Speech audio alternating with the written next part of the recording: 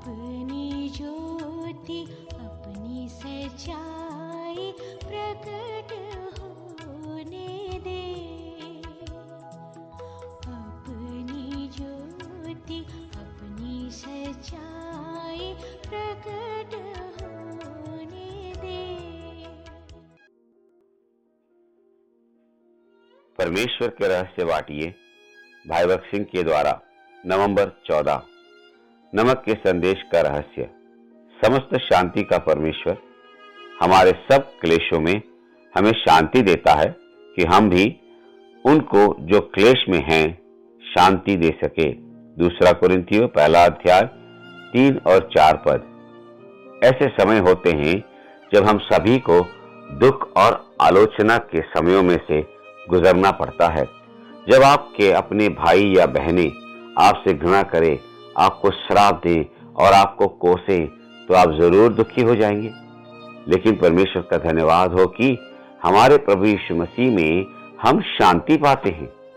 समय गुजरने के साथ साथ परमेश्वर ने उसके अपने तरीके से मेरे परिवार के लोगों के साथ बात करनी शुरू की। मैंने अपने परिवार के लोगों को यह अनुमति दी कि वे मुझे कोसें और गाली बकें, लेकिन मैंने अपना मुंह खोलकर उनके खिलाफ एक शब्द भी नहीं कहा। मेरे हृदय में उनके लिए कोई घृणा भी नहीं थी।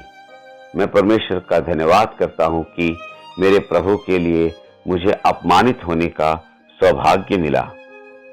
वही लोग जिन्होंने मुझे श्राप दिए और मुझे कोसा, बाद में शांति पाने के लिए मेरे पास आए। उन दिनों में प्रभु मेरे नजदीक आया और उसने मुझसे कहा, मैं सदा तेरे साथ हूं। मेरे दुख में प्रभु मुझे बहुत प्रिय हो गया और अनेक सालों तक वह मुझे बहुत सी पीड़ाओं में से लेकर गुजरा। मैं ये सिर्फ उसकी महिमा के लिए बोल रहा हूं। मैंने घंटों आंसू बहाए हैं।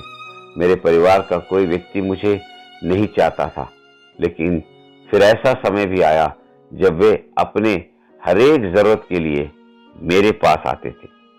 कुछ साल पहले मेरे तीसरे भाई के सबसे बड़े पुत्र की, जो 21 साल का नौजवान था, मृत्यु हो गई। ये समाचार सुनकर मैं हवाई जहाज से उससे मिलने के लिए गया। जब मैंने उसकी हालत देखी तो मुझे ये समझ नहीं आया कि उसे तसल्ली देने के लिए मैं क्या कहूं। उसने मुझसे कहा, मुझे बताओ अब तुम्हारा परमेश्वर कहां है? वह कहां चला गया है? मैं चुप रहा। मैं उसको कोई जवाब नहीं दे सकता था। मैंने बस घुटने टिकाकर उसके लिए प्रार्थना की, प्रभु इसे सांत्वना दे। इसकी पीड़ा बहुत गहरी है। इसका सबसे बड़ा पुत्र गुजर गया है, जो एक अच्छा युवक था। अगर तू इसे सांत्वना देगा तो ये बदल जाएगा। उसी दिन वह उठा, उसने अपने कपड़े बदले, दाढ़ी बनाई और अपने कार्यालय चला गया। उसे कितनी बड़ी सांत्वना मिली थी।